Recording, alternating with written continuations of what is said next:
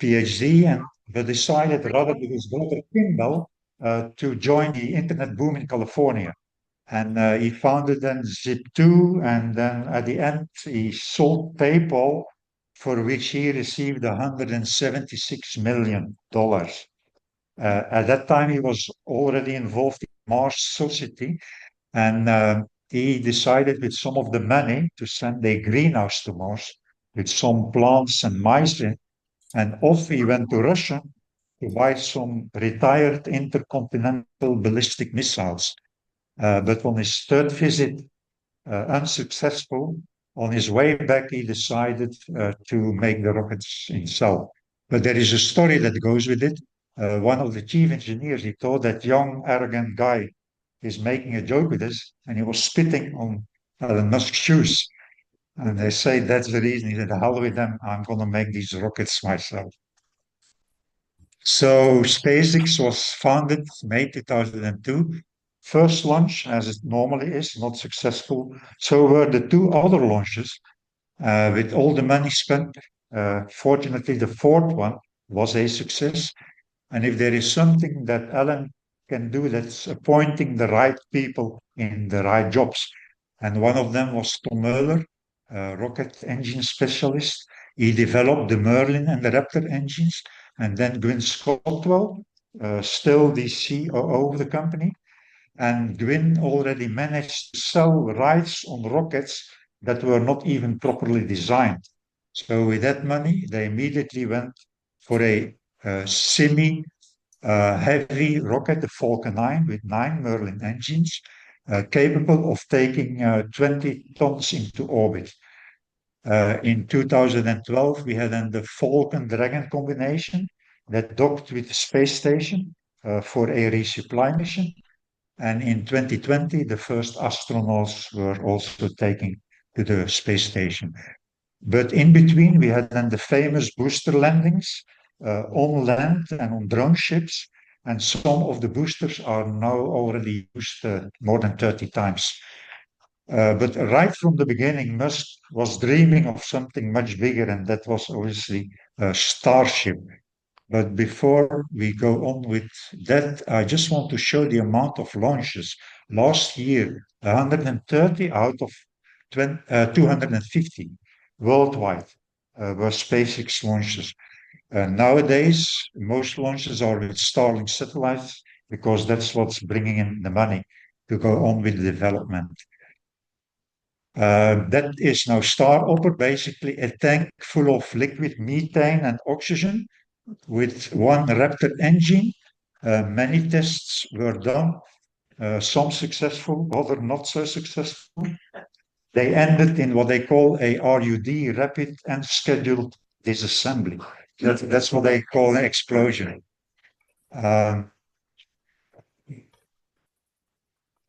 The most important part of a rocket is obviously the engine.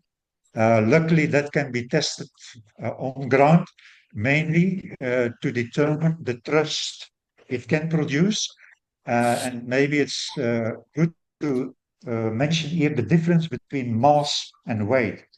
My mass is 100 or was 102 kgs. My weight, however, here on Earth is my mass times g, the gravitational force. So 102 times 9.8 is 1,000 Newton. So it takes engine can produce a 1 kilonewton to lift me from the ground, just to have a reference.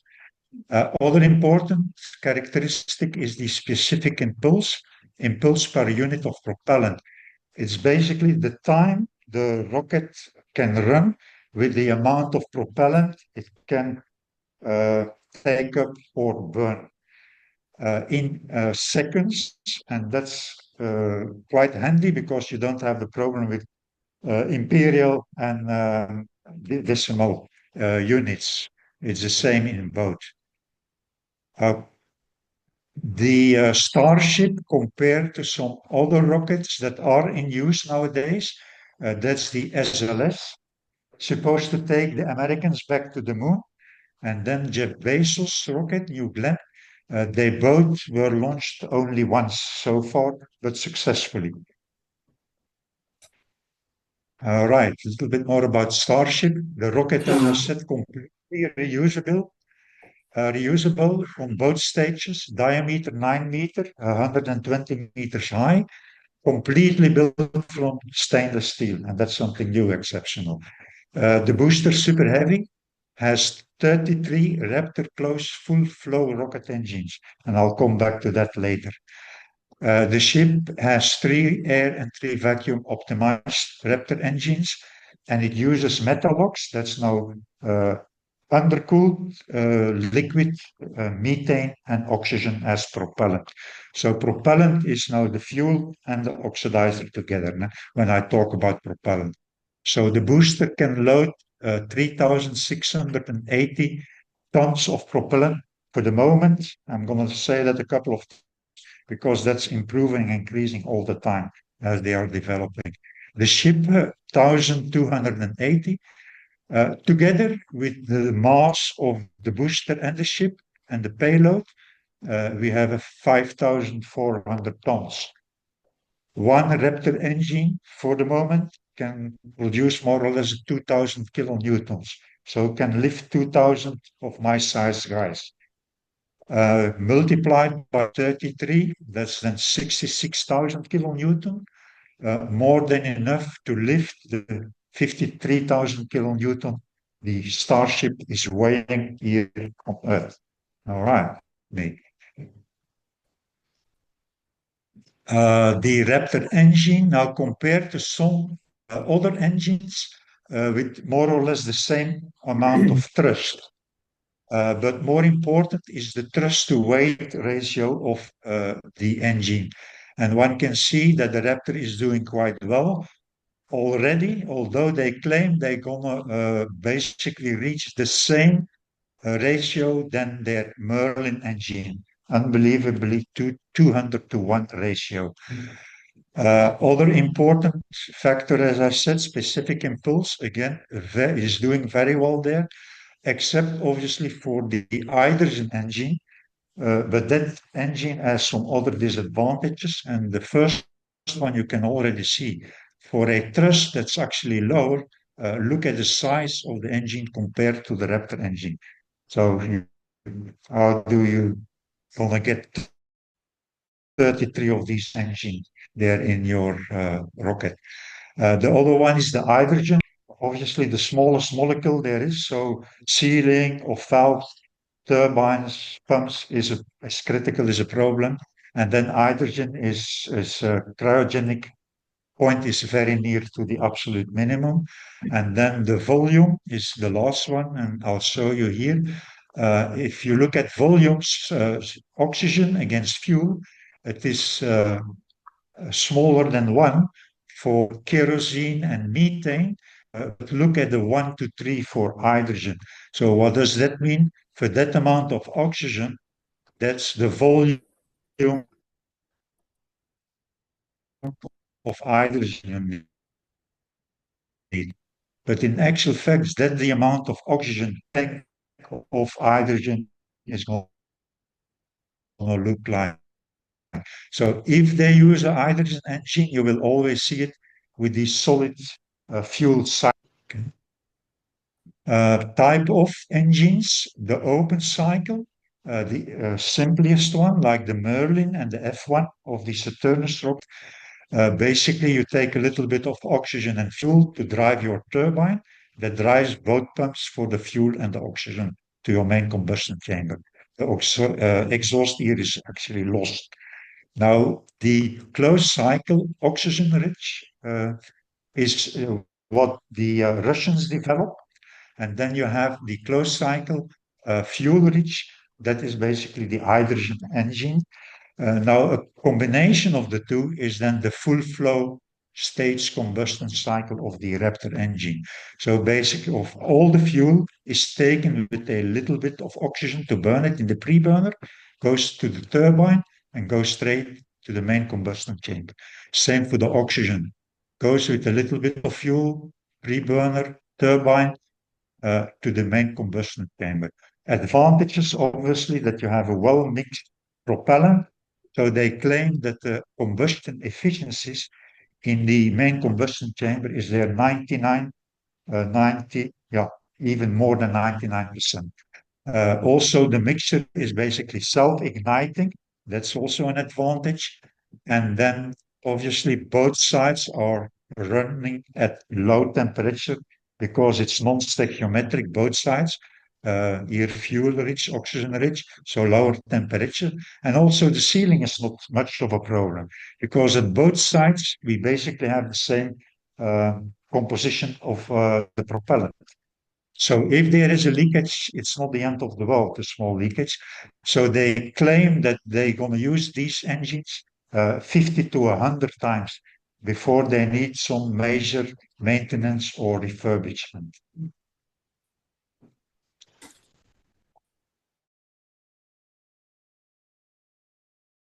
Today, that's now the evolution, and that's how it's supposed to look like next year.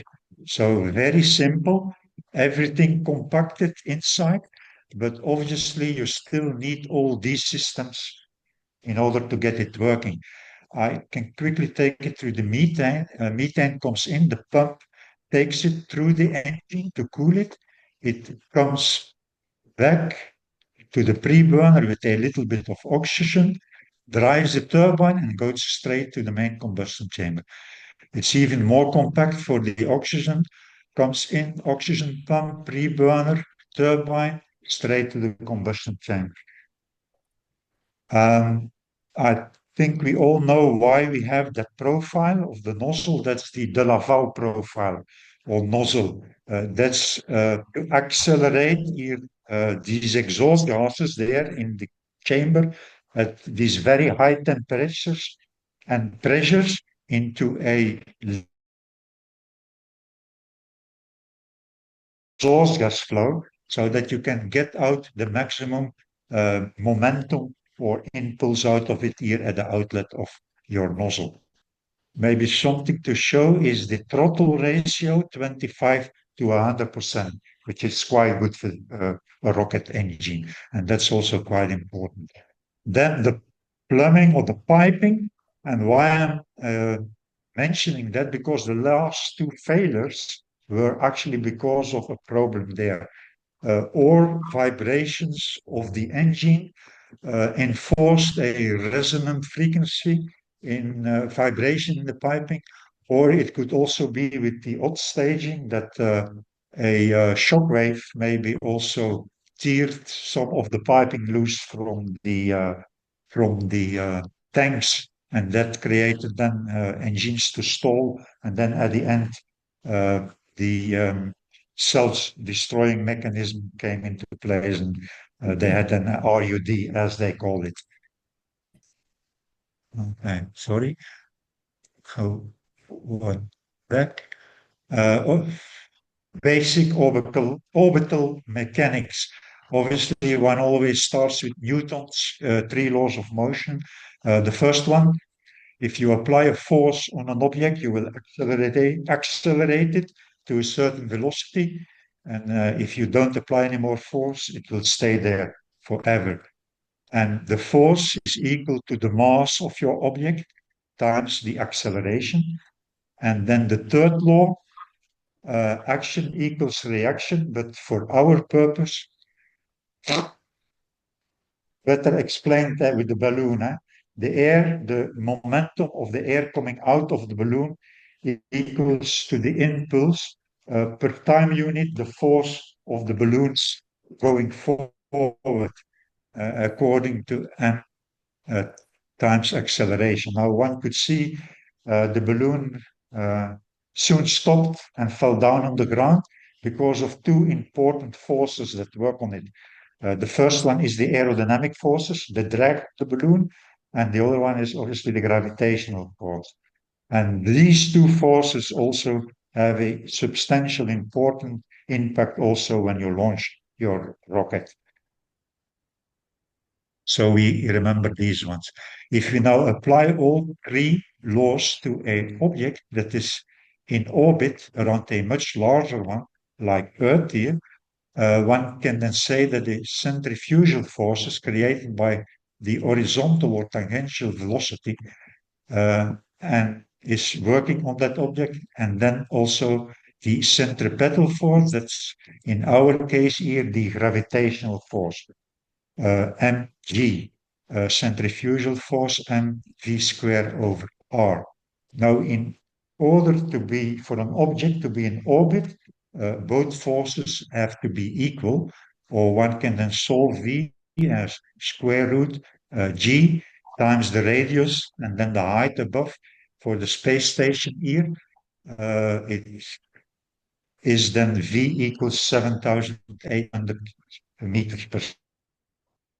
Other important velocity is then the escape velocity. In order to escape from Earth, what velocity do you need? And it's easy to determine that by saying the total energy of your spaceship is, or your vehicle is the kinetic energy uh, and the potential energy. Now, in order to escape, the kinetic energy must be larger than the potential one, or one can solve V as larger or equal square root over 2gm over r. For Earth, gr equals gr square, or V escape equals to the square root 2gr. We just said also that the orbital velocity is square root gr, h being 0 at ground level. So V escape equals square root over V orbital. Quite easy formula. So if we calculate it, then we get 11,000 meters per second. So now the difference, in order to get a ship from orbital velocity to escape velocity, we need that extra delta V, 1,300 meters per second.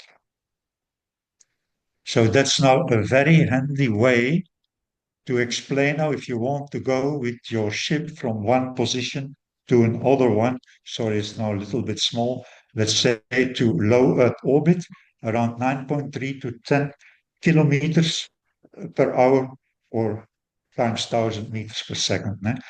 Why is there a range? Obviously, that depends on the efficiency of your rocket and also on the forces, how they work onto your rocket. That's why you have the range here. Now, to go from low or Earth orbit into a geostationary transfer orbit, you need an extra 2.5 it is. Then one can go geostationary Earth orbit to a Lagrange point all the way to the moon. Or we can go to Mars, and one can see the delta V one needs is more or less the same than the delta V to go into orbit. That's why it's going to be so important to refuel the rocket in orbit and then go to Mars. And that they will also make full use of the aerobraking that the Mars atmosphere will create, the carbon monoxide. We'll come back to that one later. Okay, change of delta V. As I said, you can do it obviously with your rocket engines, the thrusters on the rocket. Use gravity assist or aerobraking, as I said. I'm talking here about velocity. That's quite important. Now, velocity is a speed with a direction, and that's obviously important in space. No? So to change direction is as important as to change your velocity. So to change your direction, one can just pass by a much larger object, use the gravity, but the best if you pass by, like here, a planet like Jupiter that has already a speed around a velocity around the sun, then you approach that planet, you can add the velocity, the two together, but the best of all is once you are here, both velocities are in the same direction, and you end up with an even higher velocity. And that is then making using gravity assist of what they call a slingshot.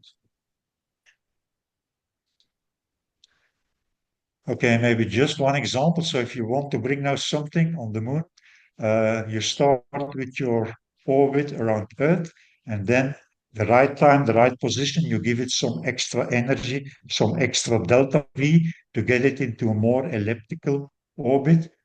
Once you are here, you give it again extra delta V, larger orbit, so that at the end you end up here. And then last one, you give it that delta V that you bring it then in an orbit, the same orbit than the moon. That's what they call then low energy transfer. Uh, why always giving it that extra delta V where the speed is the highest? That has to do with the orbit effect because that's the most efficient. And one can easily explain that by using the terms of work kinetic energy. Let's say you start at 1 meter per second and you add 1 meter. The difference in energy is 4 joule and 1 joule is 3 joules. If you start at 10 meters, the difference is 120 joule and 100, so 21 joules. That's now an extreme example, obviously, just to show the principle, but that's used all the time to help you. And they probably will do that as well. I think I'm going to skip that one. Where am I? 27? Time 28, yeah, okay. All right, back to the balloon. Now the air is now our propellant here that we exhaust to get that extra velocity when it comes out of the nozzle. One can say that, as I said with the balloon, the thrust is then equals the mass rate times the velocity of the exhaust gases, but corrected because the ambient air pressure and the pressure here is not the same. So one has to correct for that. Back to the formula here, the mass rate, I need an extra second also to get my dimensions in Newton. Dimensions of that is also Newton. So I can take out the mass rate and then say that that factor is then the equivalent velocity of your exhaust gases. I said that the impulse is the thrust over the weight flow rate. If we substitute all that, we come to the equation that the thrust of the engine or rocket equals the specific impulse in seconds times g times the mass rate. If we apply it just for the Raptor engine here, 2000 kilonewton, 330 for the specific impulse times g times 620 kgs per second. So that engine is burning more or less a ton per second of propellant. That gives you then, for the 33 Raptor engines and more or less 3 minutes that they operate, the 3,680 tons of propellant I was mentioning in the table.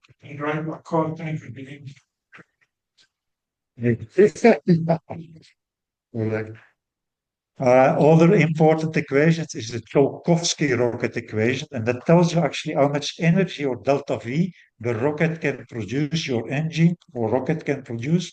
That's again that specific impulse times G times the natural logarithm of the mass before and the mass at the end. The difference being obviously your amount of propellant that you lift up or that you burn. For Starship, that gives you 6,520 meters per second. For the booster, gives you 4,050.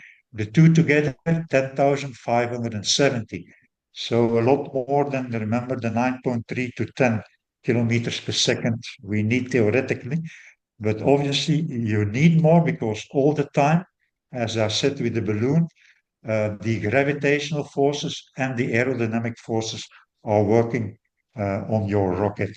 And the two together is there more or less 1,500 meters per second. So that's bringing you there around the 9,300 meters per second in the table there. All right, I think I'm going to skip that one. All right, maybe quickly, Tsiolkovsky is not that difficult to derive based on acceleration. Acceleration dv dt. A is also F over m, and F is the ratio of propellant times the velocity of the gases, exhaust gases. So R is the mdt. If we substitute that in the equation, and then integrate both sides for time. We have then delta V equals to the V exhaust gas natural logarithm of difference being the amount of current. VE is specific impulse times G. Okay, rocket materials. Now my field, stainless steel and Inconel.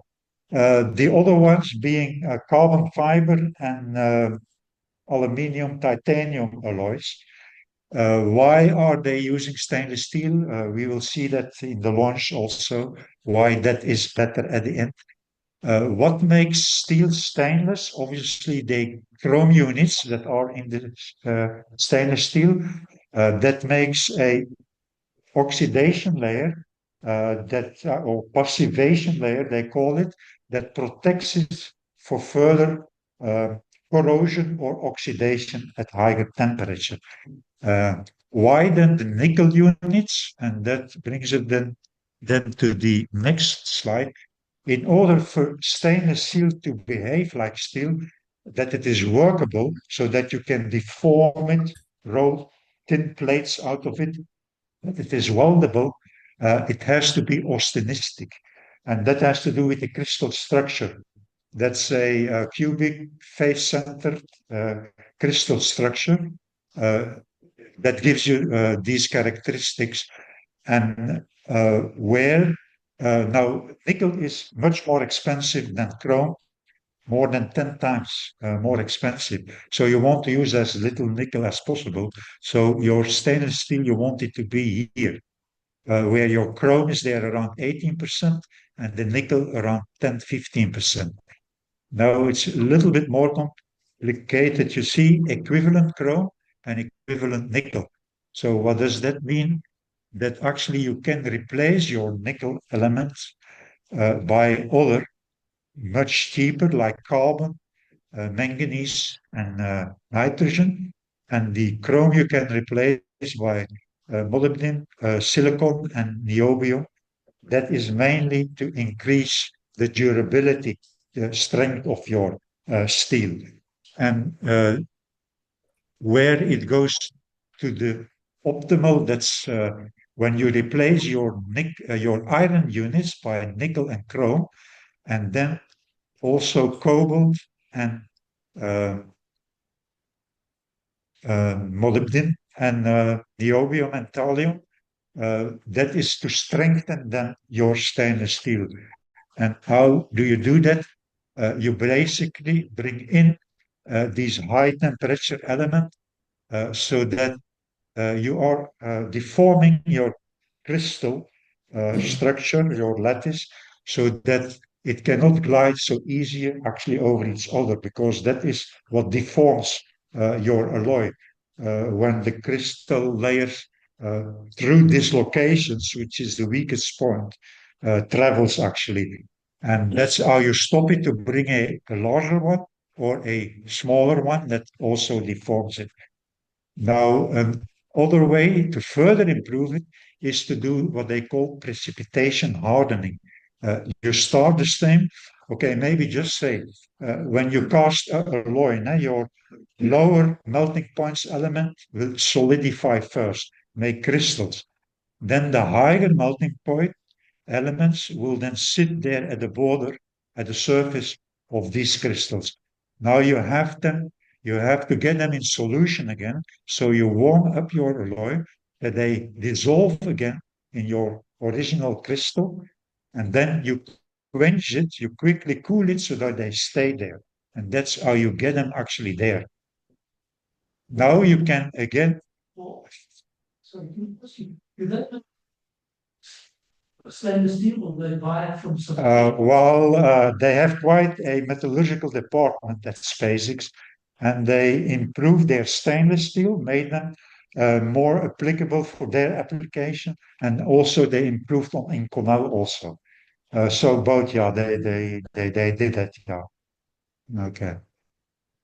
Okay, when you do that, then you can basically start growing, make clusters, what we call precipitates, so you can make these things larger. We then again improve the durability so that you get that you can use these alloys up to temperatures basically very near to their melting point, that they will not deform uh, uh, with these high pressures and temperatures. Okay, I think now you know something what the metallurgist is doing.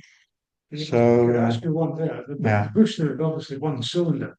I assume they do a seam gun straight up the cylinder. How do they maintain the integrity? Well, they did a lot of work because of the welding. Because welding is obviously a problem. You create carbons that then create other problems, and so carbides in your weld and all that. So mainly they improved their stainless steel mainly to improve on the welding capabilities. They have some unique welding capabilities. Well, that's plasma welding, obviously, that they are doing that. And you must see the first welds I saw, because I've seen all the launches and, well, every hop from the beginning. And if you see the improvement they made on these welds and stuff, that's unbelievable. Yeah. Is it going to use it again? Yeah. Well, that's also the advantage of stainless steel. Now you can recuperate it 100% recoverable also at the end. Yeah. Well, the fact that stainless steel is not magnet non-stick, is that any advantage or disadvantage? Sorry, that is not. Stainless steel is not magnetic. Well, the austenitic one, yeah, that is non-magnetic. The other ones are magnetic, so that is obviously also an advantage. But it's more about the workability of the steel, that it has to be austenitic and also to weld it easier. So, yeah. All right. Yeah, I'm listening. Fancy metals are they all weldable? How do you fabricate with these metals? Well, very weldable. Can you weld them? Yeah, obviously, yeah. And also even Inconel and so, because you will see that last Raptor engine I showed you, a lot of flanges are now replaced by welding. So yeah, I think that's probably a lot of work they do there at their metallurgical department. That's at the welding of these alloys to improve on that so that you don't lose too much strength at your welding surfaces. You know. Is mass per volume important? Or do you go purely for strength and nothing else? Well, each and every degree is important there. And so it is mainly to that it does not deform at these high pressures and temperatures, the two together. Yeah. Strong mass. What would you say is the thickness of the wall, the Starship? I think 3 point something millimeters. 3 millimeters? Yeah. Does it need to be reheat treated at all after so many operations to change the metallurgy in any way? No, I'm quite sure the welding, because of the size, and so they are definitely not do heat treatment on that one. Probably on the pumps and the turbines and so they can easily do, and probably they do heat treatment there as well after that. Yeah, to lower the stresses and all that type of stuff. Yeah. Well, when you talking to get to Mars, Yeah, they're going to have to refuel correct. Yeah. in orbit.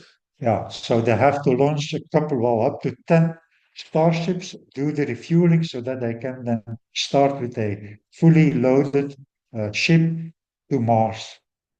But then will they do it at certain points in the way? And that's something actually also why they obviously are using methane and not hydrogen is because methane can be produced on Mars. There is water on Mars can be split into hydrogen and oxygen. And then with the oxygen and the carbon dioxide in the atmosphere, you can produce methane with the Sabatier process. So that obviously is the main reason. why they choose and went for methane and not for hydrogen. Time schedule for his shoot to Mars? That's the most difficult question to answer because that guy is always very optimistic now. But I think in a couple of years they will, well, next year they will definitely go to Mars already with, well, without humans. And then, yeah, well, as I said, I hope to see it in my lifetime. But do you think the rovers of the sort of things, they didn't have to refuel in orbit? No, They're much smaller than. no. The Saturnus was also not, but obviously they took a lot less. Né? We are talking about 150 tons. They were taking 10, 12 tons to the moon, I think. What is the 150 tons of what? A thing and a load that they can take. That's, yeah, payload. What are they going to do with? So they can basically take 100 people with all, that's the whole idea, to take 100 people with the food for 3, 4 months and then bring them to Mars. Yeah. Yeah. The booster was 9 meters diameter. And you were 33 Raptor engines. How do they configure the Raptor engines inside that booster? Are they in a single ring? Yeah, everything is 9 meters. Huh? So yeah, they have these plates and then they weld all together and they, Well, also like configuring the equidistant immune system. are they The Raptors equidistantly spaced inside the booster. well obviously they strengthen it now.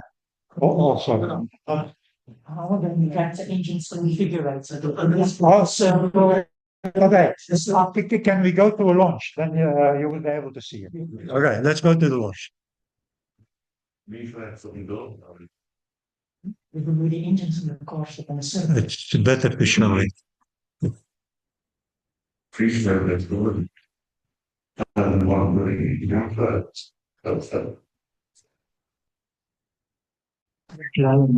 Oh, yeah. Okay, I was basically here in the hotel, and I was standing here. Standing here. Yeah, that's the opportunity of a lifetime. I think in a year's time, you will not be able to do that anymore. They will probably cut off everything as they go on and not allow people anymore that you uh, go there as near as I could do that still. So maybe if you want to do that, maybe this year, but next year, I don't think you will be able to do that anymore. Okay, here one can see the engines here. 20 and then 13 and then 3 in the middle. Here is then the liquid oxygen and liquid methane, as one can see. And obviously in the beginning, we go vertical. We want to get out of the thick air as soon as possible for the aerodynamic forces.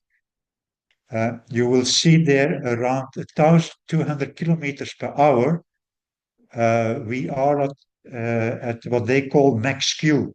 That's where you have the maximum dynamic pressure of the air on your rocket. And they have to throttle down actually their engines in order to manage that. How's the rocket steered? Steer. Steer. Yeah, Steer. by these engines here in the middle, they can gimbal, and with that they can steer the rocket. Yeah, yeah. We will see later with the ship. They also the ship is also steered by with the flaps. Okay, one can see now still. We are now past max Q, what they call maximum dynamic pressure. Still quite vertical as the air is still thick here around 15 times thinner than at ground level.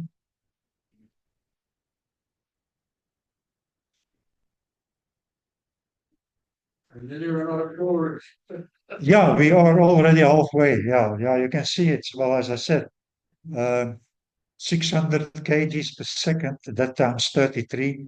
So And yeah, the fuel, what is it, 3,600 ton? That's actually 100 of these larger road tankers that they load.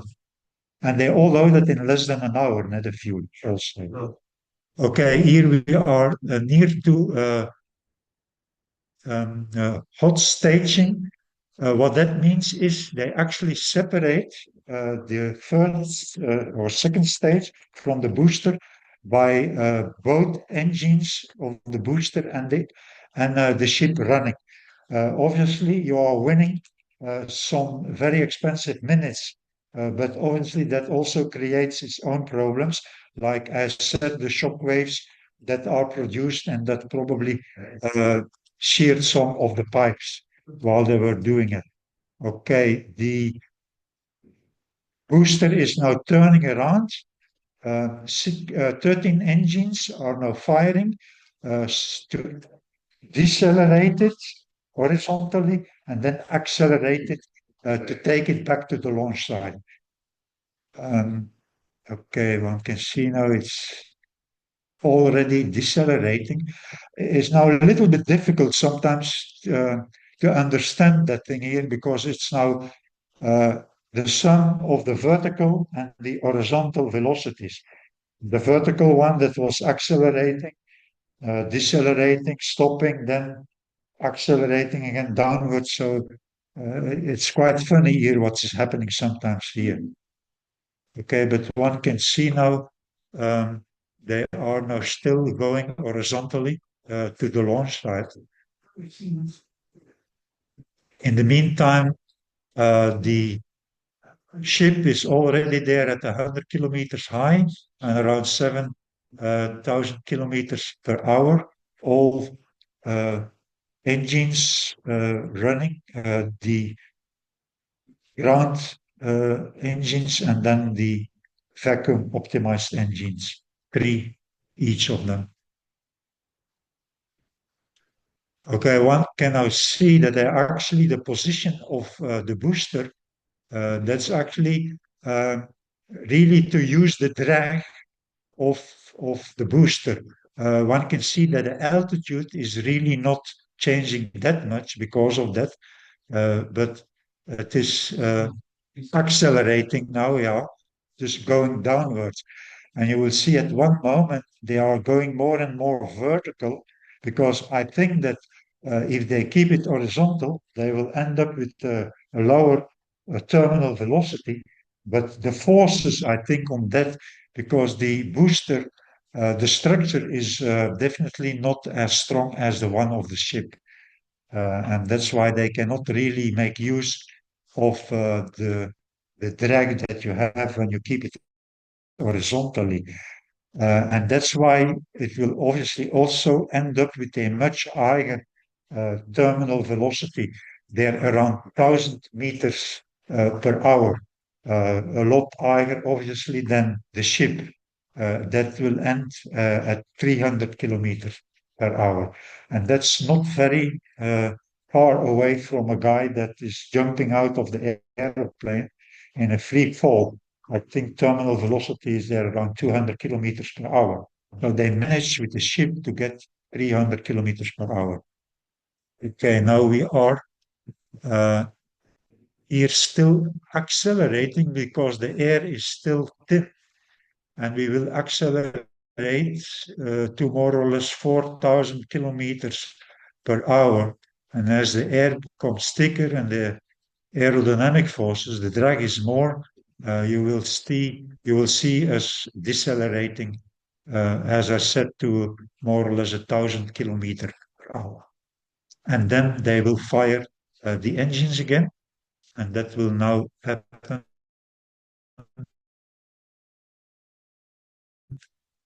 Um,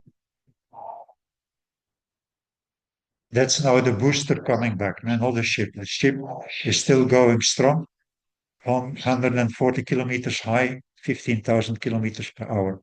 Okay, 13 engines came on. That must be an enormous G-forces deceleration that they do there. And okay, then with the three engine, it is landing. and unfortunately not between the chopsticks. And I think the reason was because at that time, the President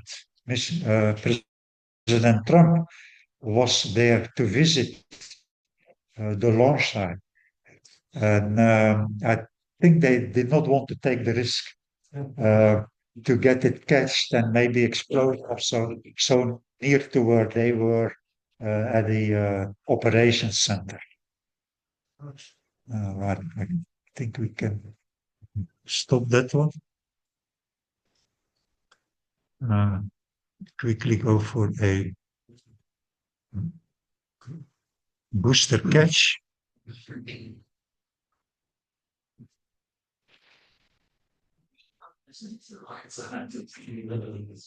Okay, here we start at the deceleration.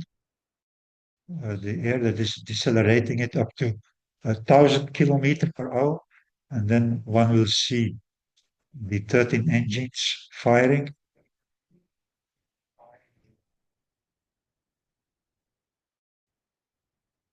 I tried to find what the G-forces were, but I could not find it. But okay, you can see the deceleration, and there is the tower with the arms.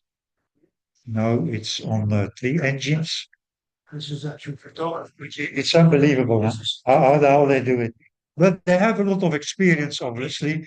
They already they catched or the booster of the Falcon already landed what 500 times on the drone ship now. So they have a lot of experience that they got it actually right from the first time. Okay, now oopsie. You can move that. You see the black arrow in the Yeah, but I got it. Okay, and now the ship itself. Now, the ship is actually not taken into orbit. It's actually only a parabolic orbit. It's actually coming over South Africa. It's launched then over the Gulf of Mexico, the Atlantic Ocean, and then more or less there, Pretoria, Johannesburg area. That's where its highest point is.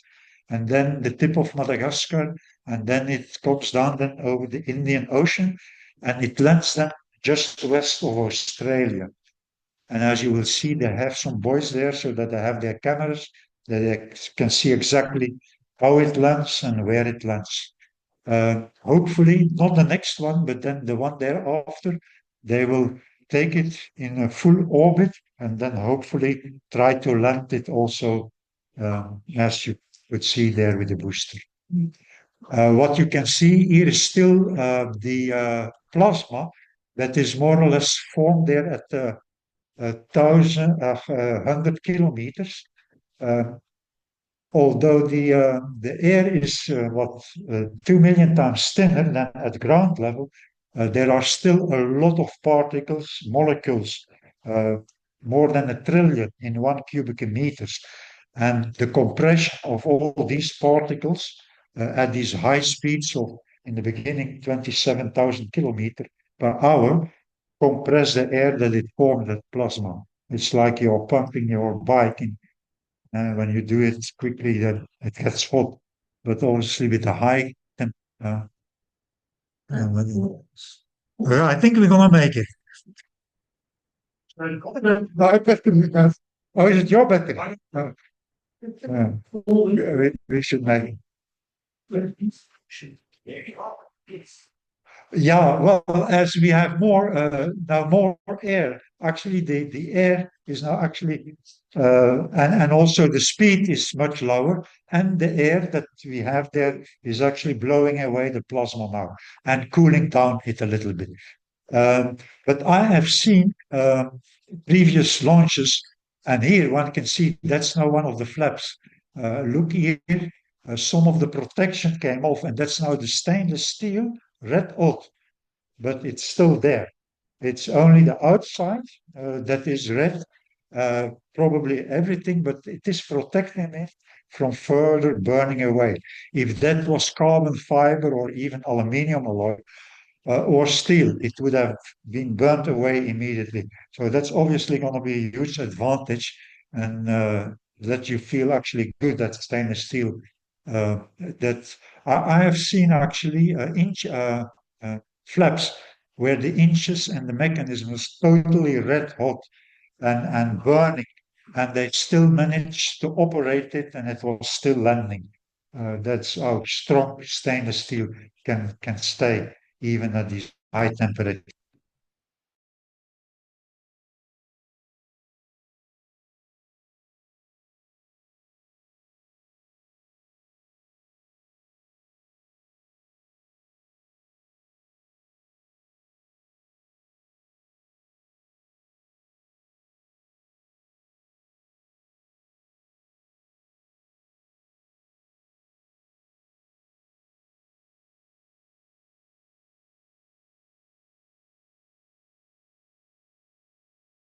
And as far as I remember, if gas flows through an orifice, it becomes necessarily turbulent. So how do they ensure that you hold over the laminar? That's the whole point of the whole nozzle that was developed already more than 100 years ago for the steam turbines, actually, by the guy, Swedish developed it. And that's basically that high pressure temperature, which is then pre-sonic, and then at the smallest point, it's sonic, and then it's supersonic. And how you design it, and that's also why you have a difference between the nozzles at ground level and the nozzles high up. That's why vacuum nozzles, and they specially designed them that you get that laminar, that exhaust stream all the way. Because when it is too small or too large, and that's also something what they test, I did not mention, when they do the testing of the engines, obviously the size and the profile of your nozzle is also very important. With the type of fuel you are using and all these things. When you refer to the nozzle, you mean the constriction? Yeah, the engine, yeah. The funnel shape. Yes, that whole thing. The combustion room, then the smallest point, and then the diverting, and the column. So that you, at the end, you get a nice linear laminar stream so that you get your maximum impulse, m times speed. That is then your t times the time that gives you the impulse then and the force. How far does that, on that voyage we've seen there now, how far does it go? Beyond the limits of the atmosphere? The booster or the high altitude. No, the vehicle, not the booster, the vehicle. Well, the ship here was only 150, and because it was only in a parabolic. They did not want to go to orbit because I think they still don't want to take the risk. It then must fly over Mexico, United States, then to land at the launch station, and the tower can catch it. That's the main reason why they're still landing there in the sea. Because they are still, and with good reason, because the last two were failures. They both exploded, actually. The thing is also why, because they are changing a lot. As I said, now if you don't change quick enough, then you are not progressing. That's their philosophy. So they do a lot of changes, and because of that, they had now actually two failures. They took away some protection in order to make it lighter and lighter and see, okay, can we do it without all that protection? And it looked like it did not work out well. That's why they had these. The intention ultimately is to, once they get into orbit, they wish to recapture the spaceship, the Starship back on Earth. The next one, I don't think they will catch the ship. But then the one day after, they will do a full orbit, and then they will try to catch it. Once they then manage that, then the refueling, that's the main thing they have to do then. then they have to launch, and I hope when they do that, they will launch probably a couple of times a week. So that's the time to go back there so that I can see launch and catch it. Sorry, I've got a point, which I think probably Elon Musk is, known to be the director of Doge, and they firing hundreds of thousands of people and cutting on expenditure, but he's spending a hell of a lot of money trying to get to Mars. Where's that money coming from, and why is that not being cut by himself? Well, he's getting a lot of money from the army, from NASA, like that referring things. He's getting money for that. Prove that. And now also the army, they don't want actually to use Starship now in order to take equipment or whatever from one launch site around the world in 1 hour. And that's why they get money from the army to do the further development. Because Starship will not only go to Mars, at the end they will also launch the Starlink satellites. Not 20 of them, but 150 of them. And it can also launch in the possibilities. It can take probably also satellites back and bring them back to Earth and all that. I believe The there are possibilities thousands of satellites. It's almost congested traffic. I think at the end maybe they will get money with their Starship to take satellites back to Earth and things like that. With Starship it is able to do all these things. So unbelievable. Let's hope so. It is said that Elon Musk has said that it is his ambition to die on Mars. Hopefully not on impact. Well, if I was a little bit younger, if they want to take me, maybe in a couple of years' time, I will be willing to go, even if I have to stay there. If I'm 80 plus. I'll come with you. How are they going to be on Mars? Yes. No, there is oxygen. Water, electrolysis, you can sleep in oxygen. I know that.